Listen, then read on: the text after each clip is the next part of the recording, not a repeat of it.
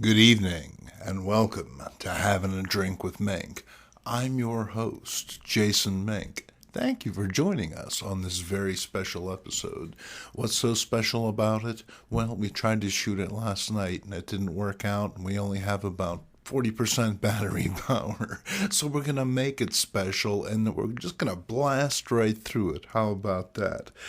We begin with Archie's Girls, and this is a Bantam Books paperback from back in the day. This reproduces those Archie strips that we all love so much in black and white. Or is it? You see, thanks to Yvette Cooper, it's in glorious color. And while a few of you out there might be melting down right now over someone doing this to a collector's item, I would say, buddy, relax. After all, they're just funny books, and maybe Yvette went on to become a famous colorist or something. Hell, I know that I tried my hand at this sort of thing once or twice, although I didn't have Miss Cooper's tenacity, and I never really had all that many colors to work with. And how about this memorable panel, where all Betty wants is a Pepsi? Someone should write a song about that. Next up, how about a little Sick magazine? Look who is doing the news. We have Carter Country, The Bunkers, Three's Company, Soap, and Star Trek somehow hanging in there after being canceled for, 10 years at that point in time? Because this came out in April of 1978, and it's obviously a mad knockoff, but when I was flipping through it, I was struck by just how lowbrow it was. It isn't so much funny as crass. The joke here presumably being the off-model versions of popular television stars who were already a bit on the raunchy side to begin with. Oddly enough, this effort was produced by Charlton, known for otherwise family-friendly fare. That's right, the same company who produced the Hee-Haw comics signed off on this. I guess there's a reason they called it Sick. And in keeping with that theme, why, how about a little bit of trash? It's all the junk, unfit to print. And when I saw this down at my local comic book shop, say it with me now, that's Ides Entertainment in downtown Pittsburgh, it just pressed a button somewhere in my mind. It looked really familiar to me. I'm not quite sure. I haven't really done a whole lot of research. Maybe it was just a magazine that I saw on the newsstand once and found something about it appealing, asked Mom for 60 cents. Ordinarily, she would have thrown me that change, but probably didn't have it at the time and made an impression. And now I'm lucky enough to have a copy for myself. This thing started off as a 9.0, but like I said, we tried to shoot this once before, so might have gotten a little bit beaten up in the meantime.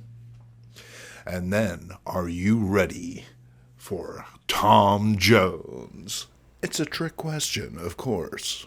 Much like the Spanish Inquisition, no one is ever ready for Tom Jones. And here he is. Here's an autograph. All the best. Sincerely from. And this would appear to be some sort of tour program. Something like that. We got some color pictures. There's an article on the inside. And there's even, brace yourself, folks. Oh, yeah. Throw your panties at the screen now. It's a poster. All right. You can bet that that'll be going up on the wall of the studio. You know it. And, since this is old guys who like old comics, and you're thinking, that ain't an old comic. Well, how about this? Right here. Tell me that wouldn't make an amazing t-shirt. Speaking of t-shirts, do you have one? The Old Guys Who Like Old Comics t-shirts are available. You should get yourself one while the getting is good. We got this version in style. We have the classical. We have all number of colors. We have a couple different prints, variations. Check it out at the link below. Hey, why not? You have a nice beverage on hand? I know that I do. I've done a lot of yakking, so please indulge me. Perhaps even join me. Some mysterious sounds going on behind the wall there. I'm not quite sure what's happening. We'll try and get through this episode before they break through. We begin with The Three Rocketeers. Are you ready to blast off? I sure was. It's a Harvey thriller. And what a cover! From what I understand, this issue contains content intended for Harvey's canceled 1958 offering, Race for the Moon #4, making the story 8 years old at the time of publication. The interiors aren't quite as exciting as the cover may suggest, but there is some fanciful Kirby artwork in here showing what he'd be up to over at Marvel soon enough. And for the record, I too would like to be out of this nightmare. Now, I'm lucky enough to work at a comic book shop, and subsequently, I come across a lot of books that I might have missed the first time around. Turns out Superman had some pretty odd issues, and that stands to reason. I mean, how many books does this guy have out a month? Quite a few. Here, Superman faces Katif, the first vampire. And then it's Archie's joke book. Oh yeah, you know if you're having a drink with Mink that you're going to spend a little bit of time in Riverdale. And this one is an eye-opener, not just for the original artwork, but for the grease pencil embellishments of the previous owner. Well, kid, you're no Yvette Cooper, but I see what you're getting at. No idea what you're talking about, but I see what you're getting at. And imagine my surprise at coming across this particular image on the back page. I'm not sure who this guy is, but I would not trust him with a firearm. Looks like a beatnik to me. Then here's some more. This is Betty and Me. Betty and I? Betty and you? I guess if you pop the 25 cents, you can make that decision for yourself. Archie says, "Whew, I wonder how much longer this marathon will last." Betty says, "Forever, I hope." Oh gosh, Betty, you lovable doormat. And to show you what I know, I needed the internet to tell me that this was a valued innuendo issue. Seems like a stretch, but hey, who am I to tell horny shut-ins what to think? Now, if you're a viewer of the channel for any length of time, you know that I'm a big Atlas Comics guy, and you very well may have seen me talk about these books before, but I had a chance to get some upgrades, and obviously I'm going to want to do that because I want to have the very nicest copy of The Brute #1 that I can. And if you're looking at this and thinking, hey, that's just a Hulk knockoff, well, yeah, kinda. That's okay, though. Producing blatant knockoffs of better-known books was part of Atlas's M.O. And then following on, here's Brute #2, leading a little bit more into the Marvel wheelhouse. Absolutely. How about those colors? And then here's an especially nice copy of The Defenders. And this is issue #6. And would have been actually nicer if it didn't have this tiny little fold in the corner. I would have never noticed it, but someone else did. And so I got a nice deal on it. Bonus, the Silver Surfer makes the scene. It's Dream Death. And then we're talking Defenders. This is giant-sized Defenders #4, and the return of Hank Pym as Yellow Jacket. For some reason, after introducing the character as Yellow Jacket, they kind of reverted to the Ant-Man thing for a little while there. I think that was Avengers 100, where we first saw Hank resume the Ant-Man guise, and he ran around. He appeared in Marvel Feature for a little while as Ant-Man, but this is the first appearance of Yellow Jacket's return, and it's quite a doozy. He goes up against no less than Egghead. And if that doesn't sound thrilling to you, well, it's not. Egghead was a crap villain, and the fact he was one of Hank's most notable rogues shows a real disconnect on someone at Marvel's part. Knocking an elderly, obese man to the frozen concrete is a terrible way to reintroduce comics fans to a character they haven't seen in years, even if he also gets to give this guy some brain trauma. Try harder, 1970s Marvel.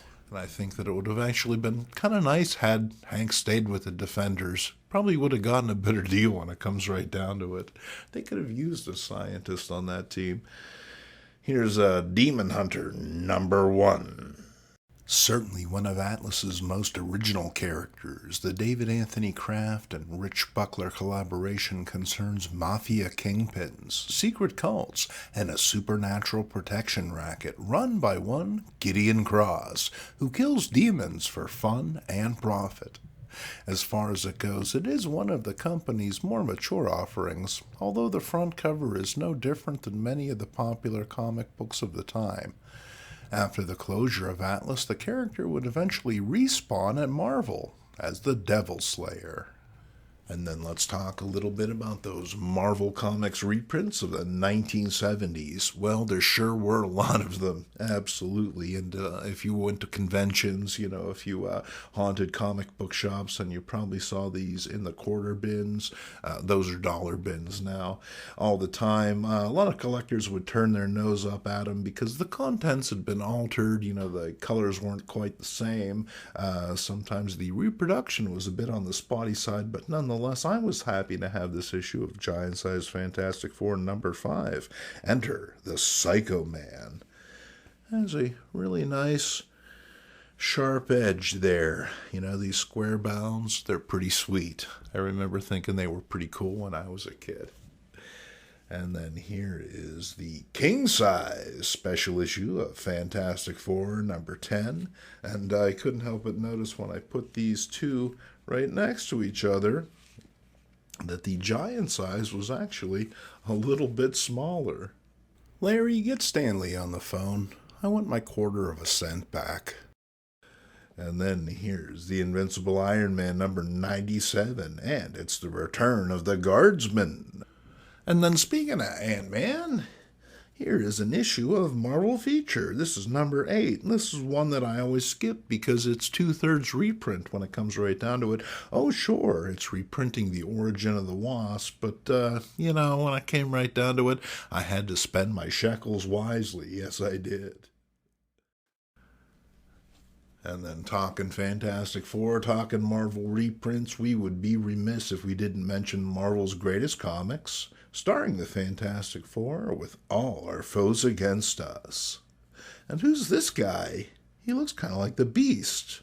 What would the Beast be doing there?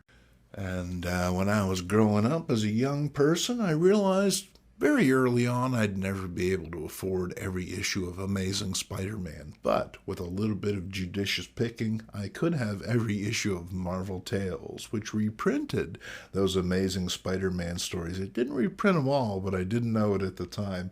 Nonetheless, this is one that I may or may not have, but when I saw it, I wasn't quite sure. I didn't want to take the chance, and then when I flipped it open, well, I just love this story. Here's Spidey. For some reason, he's lost his powers. He's forced to wear one of Doc Ock's henchman's harnesses that juice him up to go and fight the Hammerhead. And he's lost his mask, so he's wearing one that he got from a costume shop. Very off-the-wall issue. And then talking Atlas Comics, how about a little Morlock? Now, I have number 1 waiting for me, but this is issue number 2. And he's trapped in a savage world of the future, and Morlock must be destroyed. Well, must he? Can't we just get one of those terrariums and keep him in there? Oh, no, actually, you can't.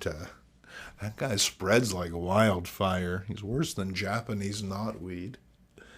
Then it's Morlock 2000 and the Midnight Men.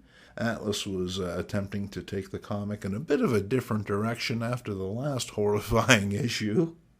They figured they'd introduce these Midnight Men, and such as they were, really not much, but Steve Ditko did come on board. Following on, and it's Not Brand Ech, number 7, with Sterling Sendup with the Fantastical Four, by no less than Stan the Man Lee and Jack King Kirby. The second features no slouch either, The Origin of Stupor-Man by rascally Roy Thomas and mirthful Marie Severin. And if you thought what happened to my Archie earlier was bad, you'll want to shield your eyes from this ballpoint-inflicted nightmare. Man, I'm starting to regret that whole They're Just Funny Books thing from earlier. I mean, who would do something like this to an innocent comic? And here is Midge, breaking hearts and, causing trouble as she always does. Midge, how come you're sitting on Reggie's lap? The track coach told her to do it. Huh? He wants her to cover 10 laps a day. Oh, Midge, you bad news girl. And then it's Sergeant Fury, starring in the Special Marvel Edition, guest starring no less than Captain America and Bucky. Oh man, he's seen some things, hasn't he? Splay, Captain, splay with all your might. And then it's Sky Gal. Oh yeah, you're thinking, who's Sky Gal? Well, she's no less than a character illustrated by Matt Baker. Whether fighting a moose on the wing of an aeroplane or just cutting the rug with a friendly lion, Sky Gal is always up to something. And looking wonderful in the process. If you enjoy good girl art or just comics that don't take themselves, or you, too seriously, these AC reprints of Sky Gal are well worth checking out. And then talking about those off-the-wall Superman comics, here's another one. That shadow, it's the Batman. No, it's Superman. I think. And no, it's some sort of weird amalgamation of the two. DC loved to do that, absolutely. As far as smearing your peanut butter in their chocolate, well, they were more than happy to do it if it meant you buying a comic book that month. Then it's Doctor Doom and the Submariner, supervillain team-up. I guess that might be Marvel's version of that concept. And it's the battle beneath the big top, Namor versus the Crime Circus. And for those of you who have always wondered what it would sound like to punch an elephant, well, blomb, apparently. I think someone at Marvel was pretty blommed. And there it is, another episode in the can. Thank you for joining us. I'm your host, Jason Mink. Until the next time, cheers.